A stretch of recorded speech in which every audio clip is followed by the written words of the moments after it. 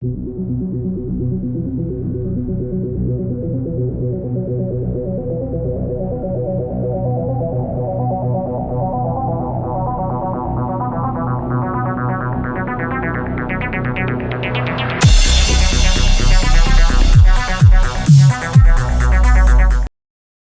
యొక్క బుగ్గన రాజేంద్రనాథ్ రెడ్డి కక్షపూరిత చర్యలో భాగంగా కోర్టులో ఇది ఇక్కడ అన్నదానం సత్రం ఉండకూడదు, తర్వాత మా బుగ్గన అంటే రాజేంద్రనాథ్ రెడ్డి అని చెప్పేసి ఒక ప్రధాన దురుద్దేశంతో ఇక్కడ కోర్టులో కూడా కేసు వేయడం జరిగింది. తర్వాత రెవెన్యూలో కలపాలని చెప్పేసి మౌర్య అనేటువంటి ఇప్పుడున్నటువంటి జాయింట్ కలెక్టర్కి ఇచ్చి ఆమె ద్వారా కూడా హ్యాండ్ ఓవర్ ఈ యొక్క ఎండోమెంటే హ్యాండ్ ఓవర్ చేసుకోవాలని చెప్పేసి అన్నటువంటి ఈ క్రమంలో బుగ్గన ప్రసన్న లక్ష్మి వాళ్ళు మళ్ళా కోర్టులో వేయడం, ఇలా వరుసగా 4 పిల్లలు వేసినారు. 4 పిల్లల్లో కూడా వీళ్ళు నెగ్గినారు. అతి త్వరలో కూడా ఈ సత్రాన్ని కూడా వారి హ్యాండ్ ఓవర్ చేయమని చెప్పేసి కోర్టు ఆదేశాలు కూడా జారీ చేసింది. ప్రధానంగా ఈ యొక్క ఒకప్పుడు కలకడలాడినటువంటి సత్రము మనం చూస్తే ఇక్కడ డైనింగ్ హాల్ వచ్చేసి అప్పట్లోనే ఒక నీట్గా ఒక శుభ్రంగా ఏర్పాటు చేసినటువంటి పరిస్థితి అయితే ఇక్కడ వారి కుటుంబ సభ్యులే శంకరెడ్డి బతుకు ఉన్నప్పుడు వారి కుటుంబ సభ్యులే అన్నం వండి పెట్టి చేసేటువంటి వాళ్ళు. తర్వాత నామవాస్తులు మాత్రము ఫీజులు తీసుకొని, అంటే అక్కడ కళ్యాణం దొరికితే ఏదన్నా బాడీ తీసుకుంటే ఆ బాడీకు వచ్చినటువంటి డబ్బులు ఈ యొక్క దీనిలో మెయింటెనెన్స్ అంటే ఈ స్వీపర్స్ కావచ్చు, ఇంకొక దీన్ని రోజు శుభ్రంగా ఉంచడం కోసం కావచ్చు, దానికి ఖర్చు పెట్టేటువంటి వాళ్ళం అని చెప్పేసి ప్రతి సంవత్సరం కూడా వాళ్ళు ఆడిట్ చేపించేటువంటి వాళ్ళు అని చెప్పేసి తెలుస్తూ ఉంది. అదే రకంగా ఈ యొక్క బుగ్గన డాక్టర్ శంకరెడ్డి చనిపోయిన తర్వాత అతని విగ్రహాన్ని ఇక్కడ పెట్టడం జరిగింది. ఇక్కడ పెట్టినప్పుడు ఆ విగ్రహం కూడా ఉండకూడదని చెప్పేసి ఈ యొక్క శిథిలావస్థలో ఇది ధ్వంసం చేసినటువంటి సంఘటనను కూడా మన కళ్ళారా చూడవచ్చును. తర్వాత ఈ యొక్క విగ్రహాలను పడగొడితే ఏమొస్తుందని చెప్పేసి పలువురు విమర్శిస్తూ ఉన్నటువంటి సంగతి. తర్వాత అదేవిధంగా ఇక్కడ వచ్చేసి శంకరెడ్డి బతుకున్నప్పుడు వారి సతీమణి అందరూ ఒక ఫ్యామిలీగా ఉన్నప్పుడు ఈ యొక్క ఈ బాత్రూమ్లు కావచ్చు, లేకుంటే ఇక్కడ ఈ డైనింగు, తర్వాత ఇవన్నీ కూడా ఇక్కడ వచ్చేసి కిచెన్, వెనక వచ్చేసి ఈ కిచెన్, ఇక్కడ అన్నం ప్రతి ఒక్క శనివారం వీళ్ళు భక్తులకి అన్నం వండి పెట్టేటువంటి వాళ్ళు.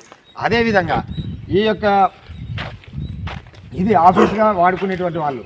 ఇక్కడ వాచ్మెన్కి ఒక చిన్న గది, తర్వాత పురాతనమైన కాలంలో ఒక చట్నీలు చేసుకోవడానికి ఒక రోలు, అదేవిధంగా ఆ రకంగా అంటే న్యాచురల్ ఫుడ్ ఇక్కడ అందించేటువంటి వాళ్ళని తెలుస్తూ ఉంది. అదే ఇది ఆఫీసు, ఈ ఆఫీసులో ఇక్కడ వచ్చేసి శిలాఫలకం మీద late doctor Shivashankar Reddy MBBS అని బోర్డు కూడా ఉండడం జరిగింది. తర్వాత ఈ యొక్క దీని పక్కన వచ్చేసి కళ్యాణ మండపం. ప్రధానంగా ఈ తర్వాత ఈ ఆఫీస్లో ఈ చైర్స్, అంటే ఈ రౌండ్ టేబుల్లో ఉన్నటువంటి చైర్స్, ఇవన్నీ కూడా పోయి ఒక మందు ఒక బార్ అండ్ రెస్టారెంట్లా మారినటువంటి సంగతి మనం చూడవచ్చు. ఇది ప్రధానంగా కళ్యాణ మండపం. ఈ కళ్యాణ మండపంలో పెళ్ళిళ్ళు కానీ ఏమైనా కానీ ఎవరైనా చేసుకున్నప్పుడు ఈ యొక్క దీనికి వచ్చేటువంటి ఆదాయాన్ని ఈ యొక్క మెయింటెనెన్స్కు వాడేటువంటి వాళ్ళు అని చెప్పేసి తెలుస్తూ ఉంది. అదేవిధంగా ఈ యొక్క 4 పిల్లలు కూడా మేము విజయాన్ని సాధించడం, ఖచ్చితంగా మేము ఆ సత్రాన్ని మా హ్యాండ్ ఓవర్ చేయాలని చెప్పేసి కోర్టు కూడా ఆదేశాలు జారీ చేసింది. అయినా కూడా అధికార దాహంతో అధికారాన్ని అడ్డుపెట్టుకుని ఇంతవరకు కూడా మా హ్యాండ్ ఓవర్ చేయకున్నారు. తర్వాత మేము కంటెంప్ట్ ఆఫ్ కోర్టు, అంటే ఈ కోర్టులో కూడా మేము పరువు దావా చేసినాము. అది కూడా త్వరలోనే ఈ డిపార్ట్మెంట్ కావచ్చు, ఇంకో దీని వెనుక ఉన్నటువంటి బుగ్గన రాజేంద్రనాథ్ రెడ్డి కావచ్చు, ఖచ్చితంగా దీనికి మూల్యం చెల్లించక తప్పదని చెప్పేసి అంటూ ఉన్నటువంటి ఈ యొక్క ప్రసన్న లక్ష్మితో కూడా మాట్లాడేటువంటి ప్రయత్నం చేస్తాం. నంద్యాల జిల్లా బేతచర్ల మండలంలోని శ్రీ లక్ష్మీ నరసింహ మద్దిలేటి స్వామి దేవాలయంలో బుగ్గన శంకరెడ్డి గారి అన్నసత్రం ఒకప్పుడు బాగా ఒక వెలుగు వెలిగినటువంటి సంఘటన. ఇదే క్రమంలో వీరి యొక్క రాజకీయ కక్షలతోనూ లేకుంటే వీరు సరిపోకనో ఈ యొక్క మద్దిలేటి స్వామి యొక్క అన్నసత్రాన్ని బుగ్గన రాజేంద్రనాథ్ రెడ్డి ఈ యొక్క బుగ్గన శంకరెడ్డి వాళ్ళకి సంబంధించినటువంటి సత్రాన్ని బంద్ చేయించడం, తర్వాత వీళ్ళు కోర్టులకు పోవడం, కోర్టు ద్వారా వీళ్ళు నెగ్గడం, ఇవన్నీ జరిగినాయని చెప్పేసి మనం మద్దిలేటి స్వామి నుండి కూడా ప్రత్యక్షంగా మనం అక్కడికి పోయి చూసినటువంటి సంఘటన. ఇప్పుడు అసలు ఏం జరిగింది అనేటువంటి విషయాన్ని అడిగి తెలుసుకోవడానికి బుగ్గన ప్రసన్న లక్ష్మి అంటే శంకరెడ్డి వారి సతీమణి ఉన్నారు మనతో పాటు, అడిగి తెలుసుకునే ప్రయత్నం చేస్తాం. మేడం, అసలు ఈ ఈ ఈ అన్నదాన సత్రం మీరు అప్పుడు రన్ చేసినారు కదా, అంటే మాకు కూడా తెలిసినటువంటి సంఘటన ఏంటంటే అప్పట్లో ఏ అన్నదాన సత్రం కూడా అక్కడ లేదు.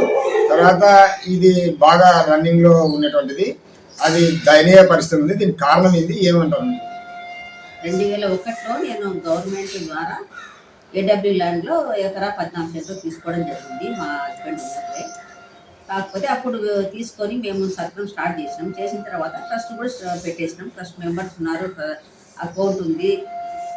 ఈ బుగ్గన రాజేంద్రనాథ్ రెడ్డి ఏం చేసినాడంటే అది దేవస్థానం డబ్బులతో కట్టినారు, చందాలతో కట్టినారు అని చెప్పేసి చెప్పడం అవాస్తవం.